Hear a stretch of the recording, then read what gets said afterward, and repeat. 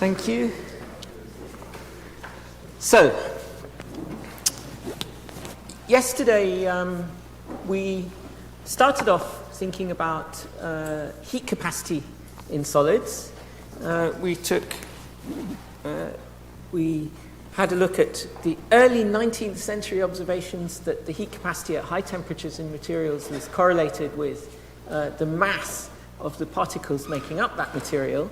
So we found that already from the very beginning there was some indication of the granularity of solids reflected in the heat capacity.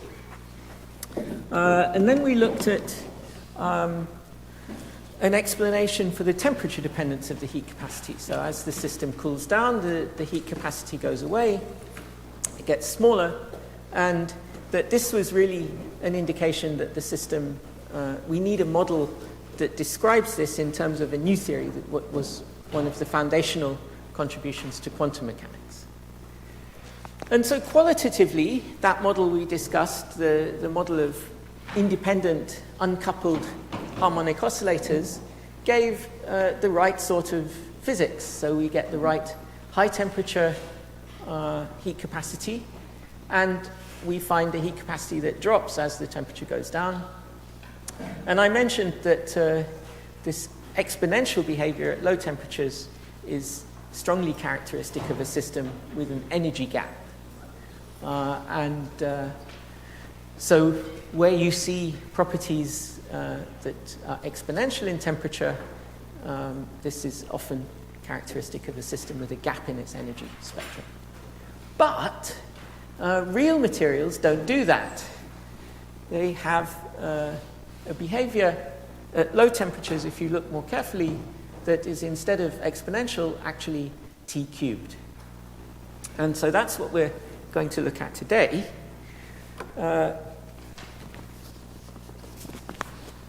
Welcome.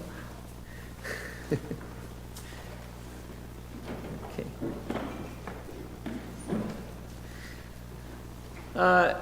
So we're going to look at why the behavior at low temperatures is actually t cubed instead of an exponential. And we finished last lecture by making the observation that that model of independent harmonic oscillators, things that are not connected to anything else and just doing their own thing in the harmonic potential, is not really what goes on in a solid. So each atom in the system is connected to its neighbors, and so a displacement of one atom induces a displacement of its neighbors, or at least it exerts a force on its neighbors. And so really it doesn't make sense to think about individual atoms behaving completely individually in an uncoupled way. Okay. Usually we try to start at 5 past, so it's good if you can make it on time. Okay. Okay. So if we imagine a system where all the atoms are coupled and we displace one and so on, a vibration will propagate through the system. And in fact, this is, we have a word for this. This is sound. So if we hit a large macroscopic crystal of something or a lump of material, it will vibrate, and those vibrations are sound. And so what we're going to do today is try to construct a quantum model of sound. We know it has to be quantum mechanical because we have to account for the low temperature behavior. And actually this was done first by Debye around 1912, and he built on the recipe that Planck had developed for describing blackbody radiation quite successfully. And so what we're going to start with is imagining our system as completely homogeneous and smooth. We'll ignore the granularity completely. And we'll think about sound waves, which are long wave displacements of the crystal.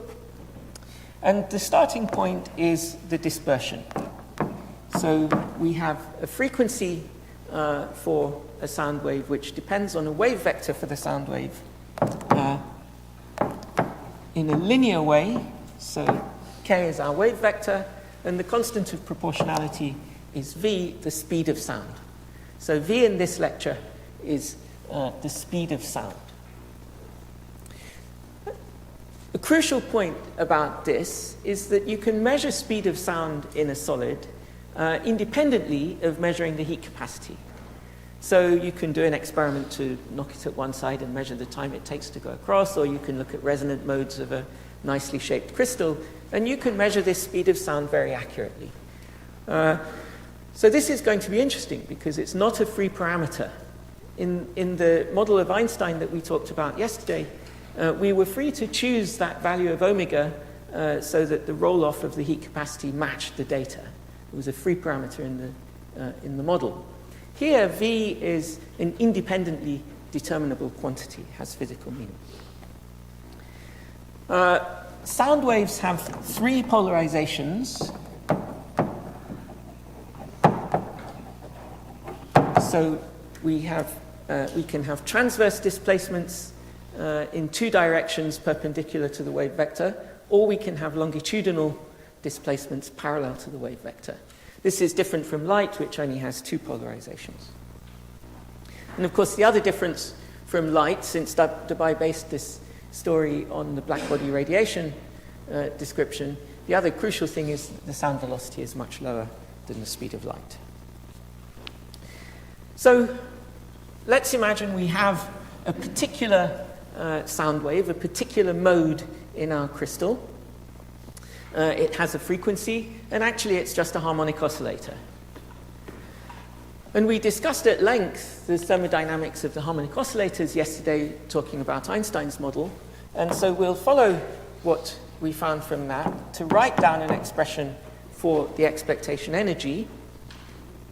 So for a particular mode, we have an energy h bar omega, and at a given temperature, that has a probability of occupation given by the Bose occupation factor, which depends on temperature through beta, 1 over kBt. And we have the 0-point energy. And then we want to sum over all of those k-states.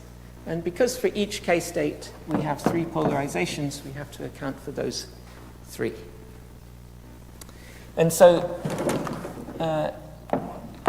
this NB as a function of its argument is 1 over e to the x minus 1. And temperature is appearing here, as I said, through beta, which is 1 over kBt. Okay.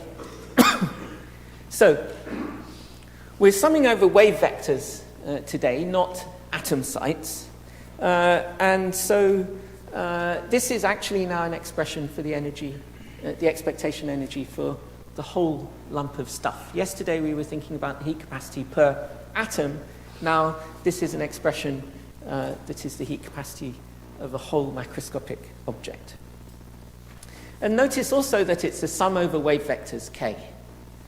And this is something that we're going to encounter throughout the rest of this course. And to make progress, we have to determine how it is that we're going to do the bookkeeping of these k-states for a particular macroscopic system. So you will have seen probably much of this before, but it's worth just recounting for the sake of reminding and also establishing the notation. So how do we count these k-states? We have various choices about how to set this up.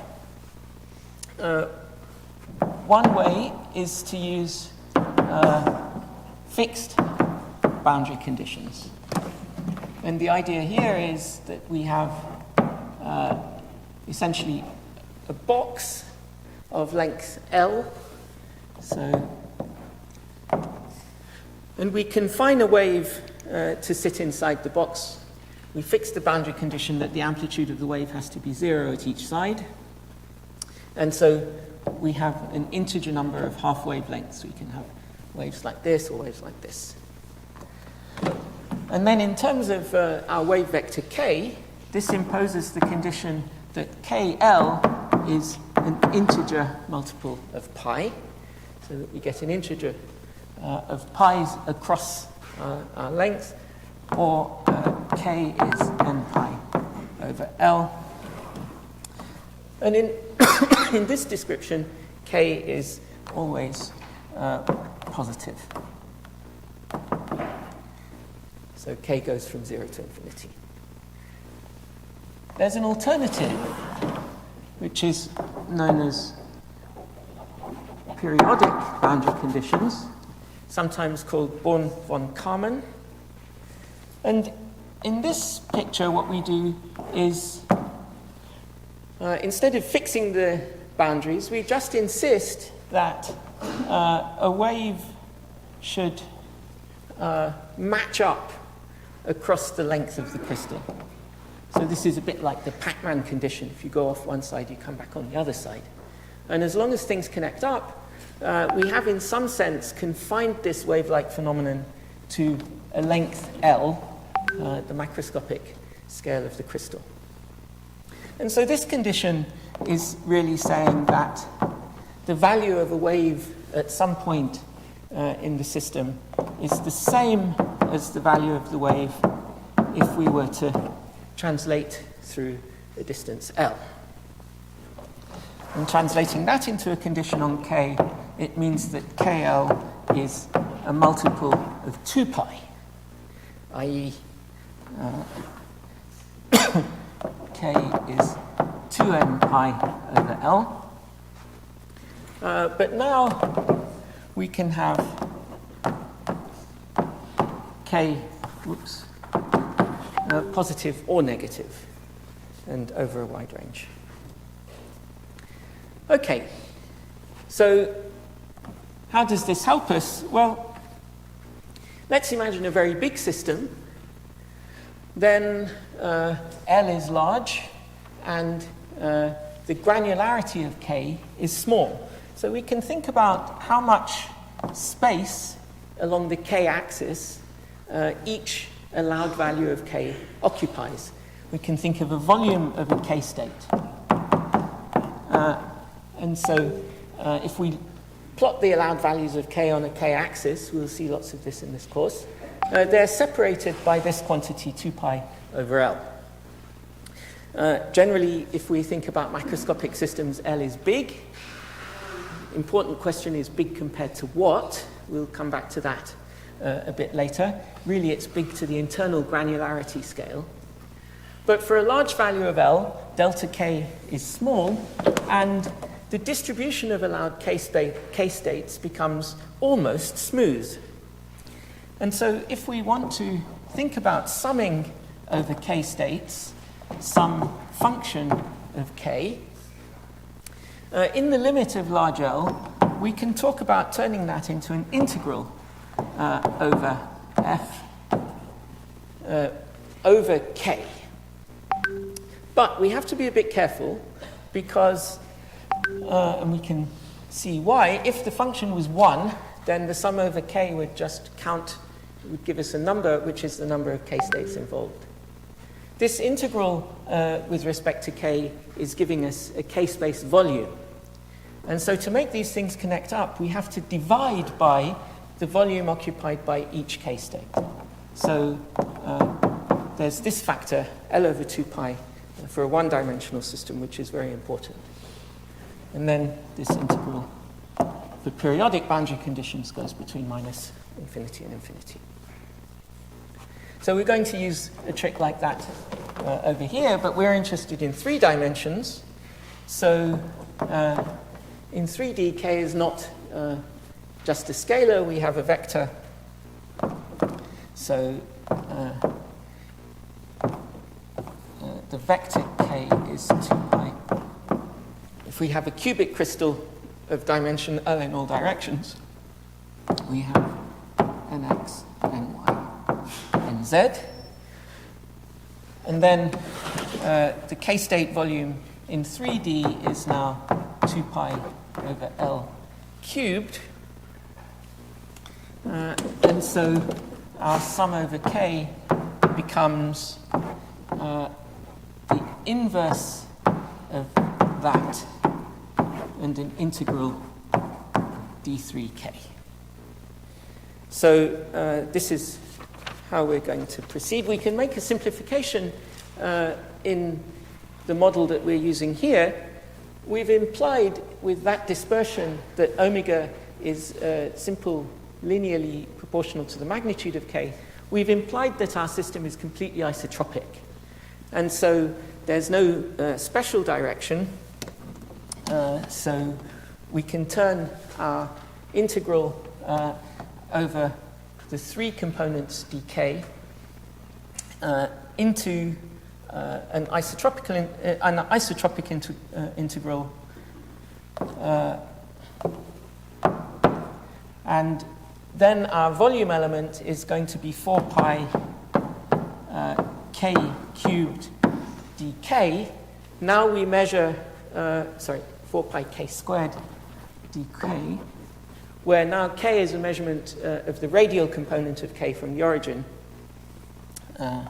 And we have our integral from naught, and again, our normalization factor, the k-state volume. So this is the strategy we're going to use throughout when we want to integrate over k-states, whether they are sound wave states, as here, or electron wave functions, or whatever in the system. Just for completeness, you might be a bit concerned because depending on how we fix our boundary conditions, we seem to get a different granularity for k. So for the fixed boundary conditions, our element, our separation between k states is now half of what it seems to be for the Born-von Karman boundary conditions. So what's going on there? Well, the important point here is that on the left, for fixed boundary conditions, k is only positive. And so when we do, we convert to our integral in k-space, instead of integrating from minus infinity to plus infinity, we only go between naught and infinity of d3k, and our volume element is L over pi cubed. And so for the complete, where we were integrating over the complete sphere for the periodic boundary conditions, here we only integrate over 1/8 of the sphere, the first quadrant. And that accounts for this factor of 2 cubed between this volume element and that volume element. So that's where the factor 8 goes. Of course, the physics must not change depending on how we define our boundary conditions for the waves. One more thing to say about this. We're going to use the periodic boundary conditions throughout this course, and the question is why?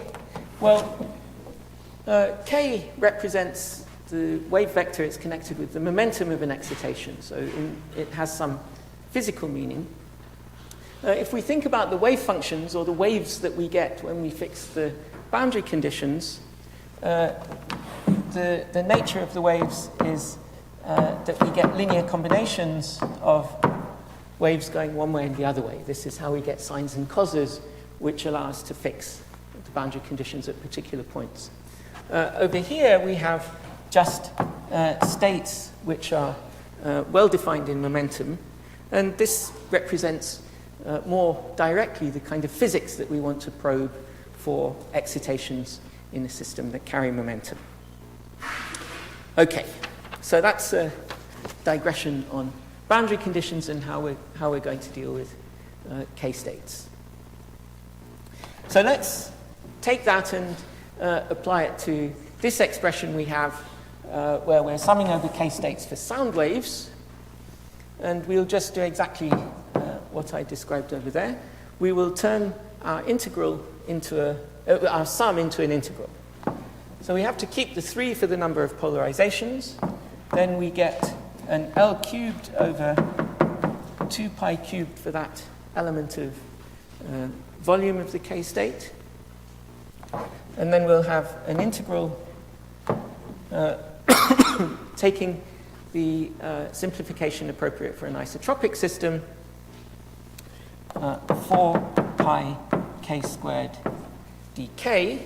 So this replaces our sum. And then we have the energy of each k mode, nb beta h bar omega plus half. Okay. So this is the expression for the expectation energy. We're after the heat capacity, so what we're going to do is try to evaluate this, take the derivative with respect to temperature. In order to do that, we've got the energy appearing, or the properties of the sound waves we're playing with, appearing here both as omega and as k. So let's get it all in terms of omega using that dispersion relation. So k is omega over v. We also need to replace the dk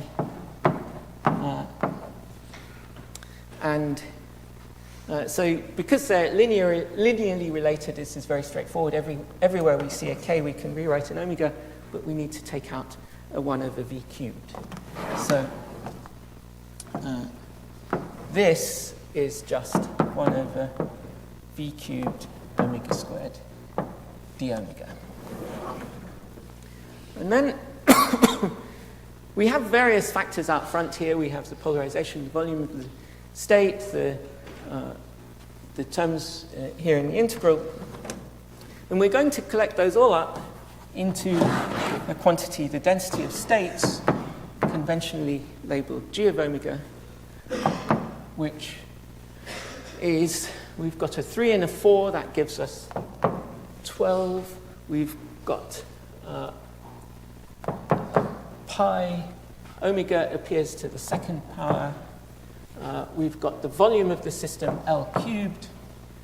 And on the bottom, we've got 2 pi cubed and v cubed, the speed of sound cubed. Okay. So this is bookkeeping. And I'm going to rewrite this in a form which looks a bit weird, but will become clear why I'm doing it in a few minutes' time. First of all, we'll try and get rid of this dimension of the system and turn it into the number of particles in the system so that we can compare with what we were doing yesterday. And that is through the density of atoms in our system. So the number of atoms per unit volume times the volume is the total number of atoms, big N. And so we can replace L cubed with big N over little n. And then I'm going to rewrite g of omega as 9 omega squared over omega, a new quantity, omega d cubed, a quantity which has the units of frequency. And just doing the bookkeeping, omega d cubed, here is 6 pi squared n v cubed. Okay. That looks like a weird thing to do, but all will become clear. Okay. And with those tidying up exercises, we can rewrite our expectation energy in terms of, it's now an integral over omega. We're counting the states g of omega. So as usual, the density of states g of omega is the number of states in the system between a frequency omega and omega plus d omega. And then each state has an energy h bar omega, and we have an occupation and the 0 point energy, a half. Okay.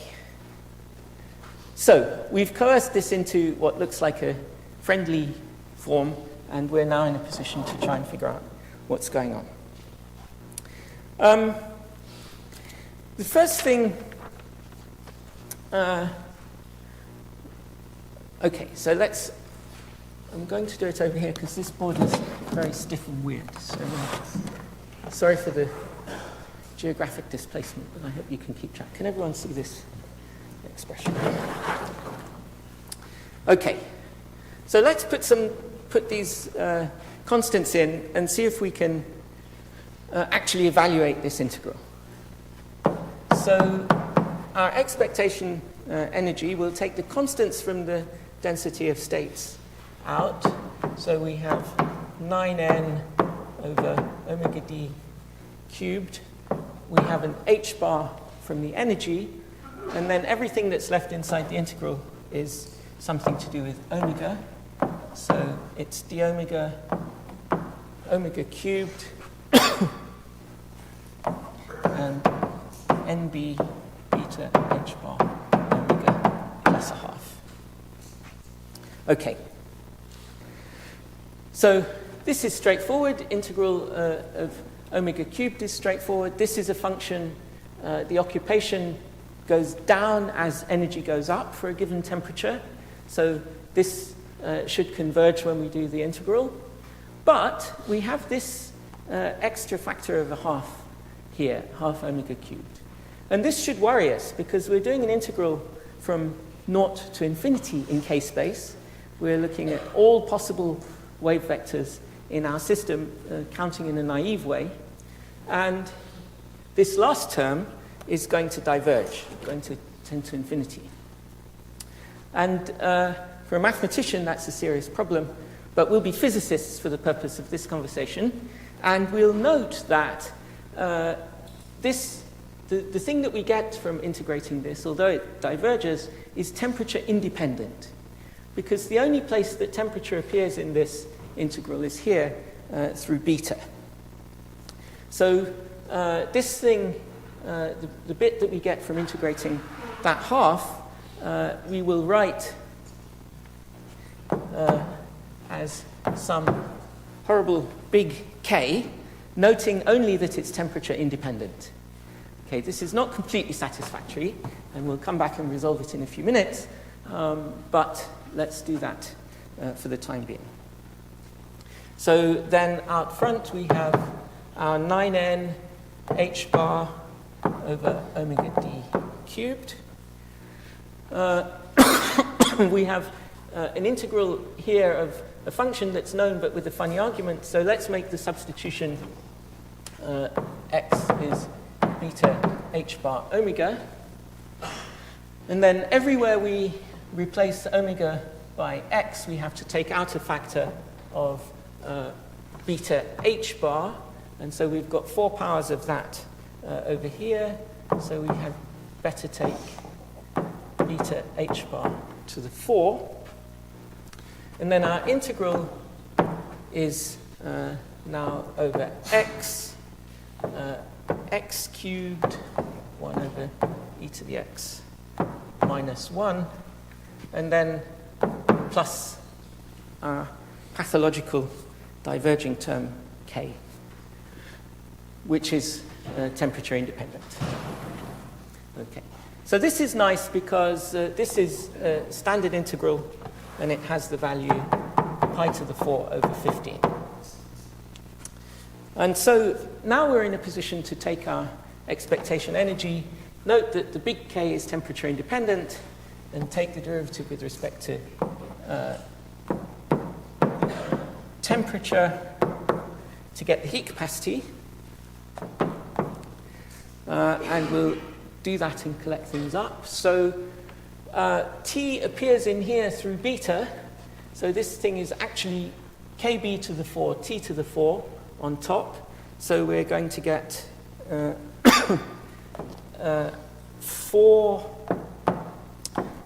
KBT cubed with a KB out front. And we have a 9n h bar and a pi to the 4 over 15, and then on the bottom we have omega d cubed, and we've got the, let's see, so we have an h bar up here and 4 h bars down here, so let's lose that one and we'll put it in here, and we've got h bar omega d cubed. Okay. And we can just tidy all that up. We're left with 12 pi to the 4 over 15 n kb t over a new quantity td cubed. So td we'll define as the Debye temperature, such that for the energy associated with the Debye frequency, we have an energy associated with the Debye temperature through kb. Okay. So, how does this look? Well, on the upside, we have our heat capacity now looking like T cubed. So that's a success. We were looking for why it doesn't go exponential down here and why it goes T cubed. And we have the explanation. But what in doing that, we've kind of lost what we had before, which was a successful description of the high temperature behavior. So what we've got here is something that as we increase temperature will just go T cubed all the way. But real materials saturate their heat capacity at a value of, oh dear, we've lost, maybe it'll come back. So what we know is that at high temperatures we need our heat capacity to saturate at 3 kb per atom in the system, or 3 nkb in this, how we formulated it today. So what's going on? How can we rescue the situation? So what we've done here is integrate over all those possible k-states without considering how high up the k-spectrum we should go. And Debye's major contribution to this conversation was to suggest actually that sound the wave vectors associated with sound waves don't extend to infinite frequency and infinite k vector. And so maybe we can resolve this by hand, in some sense, by introducing a cutoff frequency, or cutoff wave vector, such that the total number of modes in the system is 3n. The idea is that these sound waves in our crystal are normal modes of the system, and from other things we've studied, we know that there should be a total number of normal modes which is associated with the number of degrees of freedom in the system. So, I mean, this is a kind of putting something in by hand. We'll justify it more rigorously in a few lectures' time. But it's a reasonable thing to put in by hand. And the way we can do it is to say that the total number of modes of 3n is achieved by integrating over frequency that density of states between 0 frequency and some cutoff frequency omega CO.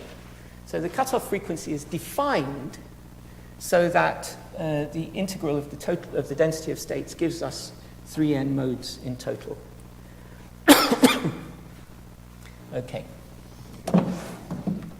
And then if we do that, let's take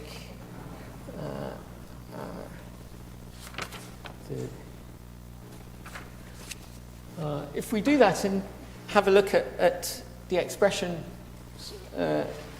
up there, we're going to have our expectation energy now an integral from 0 to omega cutoff, d omega g of omega. So I'm replicating this expression basically without putting all the constants of g of omega in. h bar omega, I will put in the function, the Bose occupation function explicitly.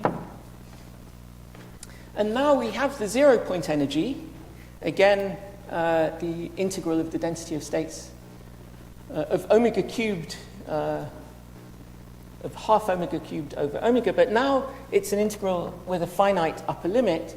So again, as a function in terms of temperature, it's a constant, and now it's not an infinite constant, it's some finite temperature independent quantity. And and then we can, in this form, we can have a look at what happens at high temperature. So if temperature is high, beta is inverse temperature, beta is small, and e to the beta h bar omega, we can approximate to 1 plus beta h bar omega. And if we plug that in, the ones cancel, we get, for this part, we just get kBt over h bar omega. The h bar omegas cancel, and we're left only with the integral between 0 frequency and the cutoff frequency of the density of states, which we've engineered by hand to be 3n. So the whole thing comes out as 3n kBt plus our ugly constant.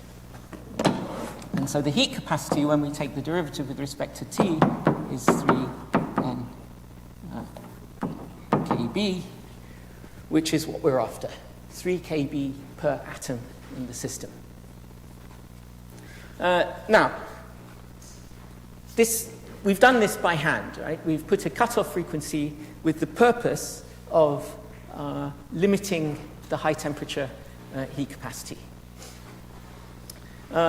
But it works well in the sense that at low temperatures we get the right behavior, and we'll review that in a second. And at high temperatures we saturate to the experimentally achieved value of the heat capacity.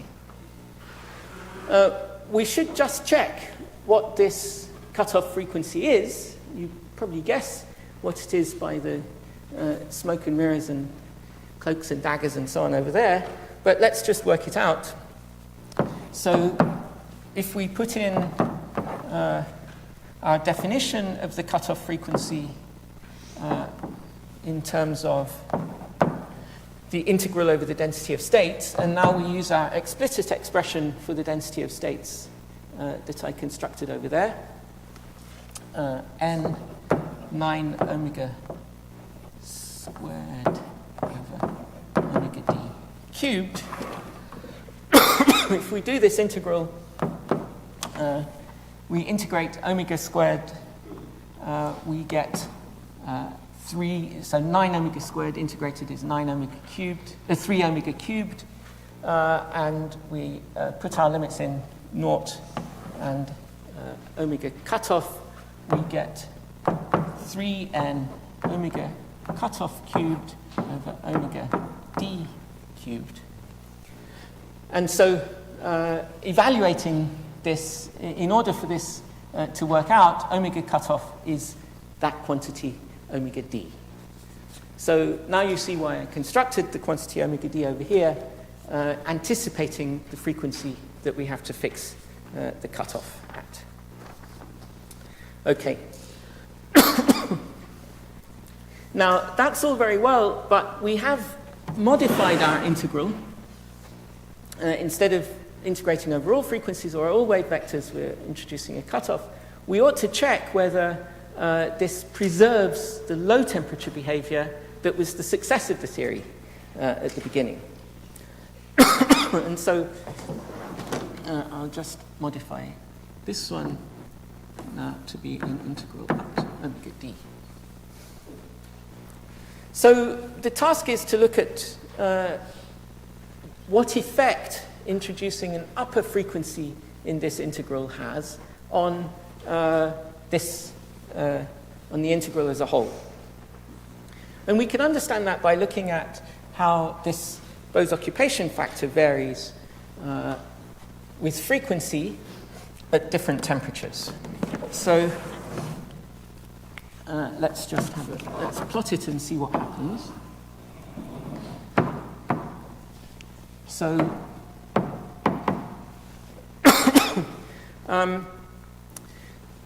so NB, the argument of the Bose occupation factor is beta h bar omega, which is kBt, h bar omega over kBt. And it's a function which, as a function of omega for a given temperature, so with fixed temperature, it falls as the frequency goes up. Qualitatively, what's happening is that the probability at a given temperature, the probability for occupation of some bosonic mode, some harmonic oscillator, decreases with the energy of that mode, omega. The important question here is what happens to this occupation as we vary temperature. So let's put a frequency scale on here, omega d, and ask how the curve varies as we change temperature. So at high temperature, beta is smaller, so to reach the same argument, omega has to go up. And that shifts this whole curve upwards in the omega scale. So this is what happens at higher temperature. And at low temperature, T is small, beta is big, it goes up, and so we need a smaller omega to achieve the same argument for our function, and so it does something like that. Lower temperature. And so the question we're asking over here is the effect of introducing a cutoff to our integral in the low temperature limit. And equipped with this, we can now answer it. So as long as the temperature is small compared to the energy scale fixed by omega d, then the occupation number NB has already gone to 0 before we get up the omega scale all the way to omega d. And so actually at low temperatures, and now we have a way to define low temperatures, that is that h bar omega d over kb t is large. When this is the case, introducing the cutoff at omega d in the integral has no effect. And so for temperatures that are much less than that quantity we defined, the Debye temperature, the integral is unaffected by the introduction of a cutoff frequency. And so we preserve the t cubed behavior. Okay, so now we have a complete story, and we should just have a look at its success and reflect for a moment. So what we've got here is the heat capacity. This one is silver. I haven't got the reference. Sorry, I should include that. But you can see the data points. You can see the solid line is the fit to the model that we were discussing yesterday, that model of simple harmonic oscillators, which are uncoupled, and it has the exponential behavior at low temperatures. And the omega, that free parameter, has been chosen to best fit, so that the fall in heat capacity matches qualitatively where the fall in heat capacity in the data occurs. So it doesn't fit perfectly, and it has a free parameter, several inadequacies. There is a solid line behind the data points labeled Debye, which is a parameter-free expression. It's this, the quantity we've just calculated using the sound velocity independently measured in experiments on silver. And so the fit to that heat capacity labeled Debye is a parameter-free fit using an independent measurement of the sound velocity. You can see it's, on this plot it looks pretty perfect. So that's an astounding success.